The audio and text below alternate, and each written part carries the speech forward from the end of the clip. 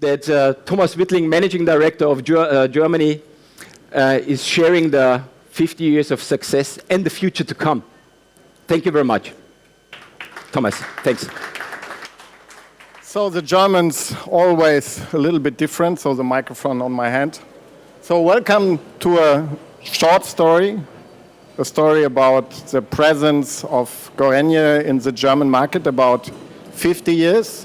And it's a short story, but it's not a fairy tale.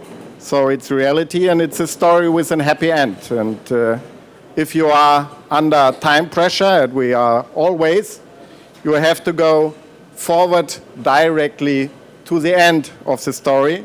So the end of the story actually now is that with the market share of 3% of 3,500 customers, we are under the top 10 brands in Germany.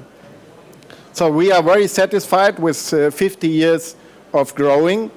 But what is the main aspect to grow? What is the trick? What is the key success factor in Germany to come to such a success? One mainly focus aspect is to be a little bit different. And our story the last 10 years is a story about colorful appliances. So we introduced these colorful appliances with a range for 100 products 10 years before. And actually we are market leader in this segment with a market share of 25%. And it's not easy to become a market leader in the German market because Germany is the biggest market in Europe. With 90% percentage of the whole European market, it's number one market. And only one figure, in the last 5 years, the market grew for 1 billion euro. For 1 billion euro, only in Germany, it was the growth of the market. And the market actually is bigger than ever. And also the market for the electrical retailer, for the shops, is bigger than ever.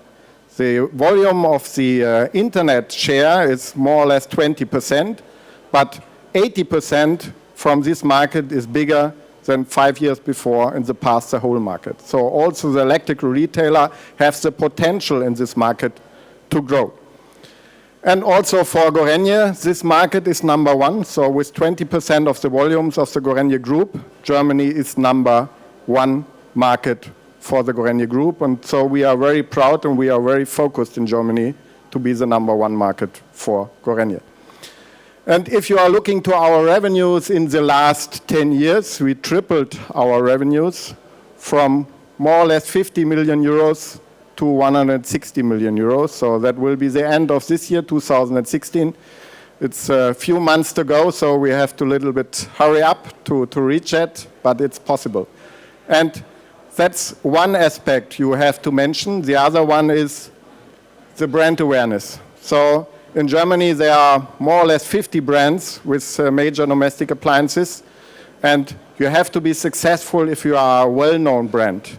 And also for that, in the last 10 years, we tripled our brand awareness from 70% to 51% actually. So 51%, it seems to be okay, but as you know, the German A brands has a brand awareness of 98, 99%, AEG, Bosch and Siemens, and the German end consumer are orientated to that. So 50 is okay, it's a bit better than some other companies, but it's a long way to build up. And what is the story to build up that? For us, it's 5 aspects. First one is to be present on every fair. So Gorenje in Germany will be present on IFA, IMM, Küchenmeile, and also for more than 20 fairs from our retailers like Euronics and Expert. So every fair is a contact point to the consumer, to the retailer, and we will stay with this strategy also for the future. We will be part of the IMM next year in January in Cologne. Next one is to communicate with the end consumer about our positioning. That's a newspaper campaign last year with Philipp Stark. So to communicate not only with the retailer directly with the end consumer is the second step, to invest more money in such kind of communication. Next step is to introduce new products. And this year for Gorenje in Germany, we will introduce first time small domestic appliances. It's not the first time for Gorenje because in some other markets the products are in. But for us it will be the first time with a range of 20 products, high-orientated products, so middle price to high-end prices, and only with one customer at the beginning. So we have to check if everything is okay. As I said, it's the first time. We will start with one customer in Germany, and next year we will go further with some others. It seems to be a question, but make sure it's a good strategy. Next one is new range of dishwashers. So we are very proud to introduce these products to our retailers during the fair. And there's a lot of features in, and Mario explained some, but the last one he explained, for me, it's my favorite one. No smell, no worry. So if you remember, there's a lot of dishes in the dishwasher, and normally you have to wait for 1 day, 2 days, 3 days, bis everything is booked completely full. And in this time, also now, if it's very hot outside, it smells. If you are opening the dishwasher, it smells.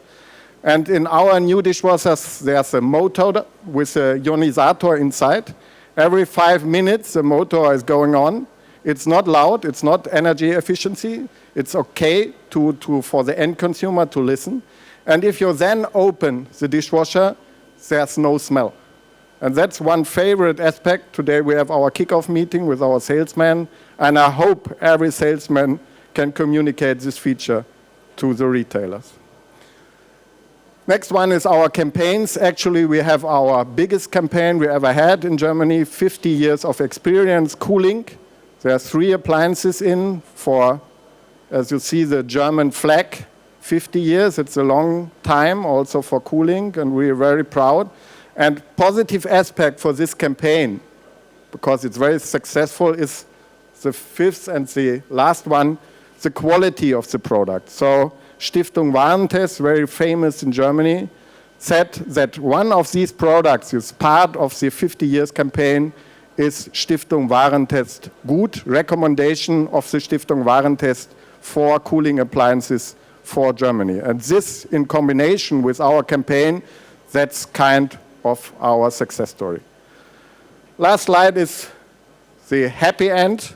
So happy end for us is to introduce beginning of next year also our ITO step 2 after 10 years to step 1. It's the next generation for that. So we are very proud. Thanks for listening, and be sure for the next 10 years also, if you come back in 10 years, we will tell you where we are 2026. Thanks a lot. Thank you, Thomas.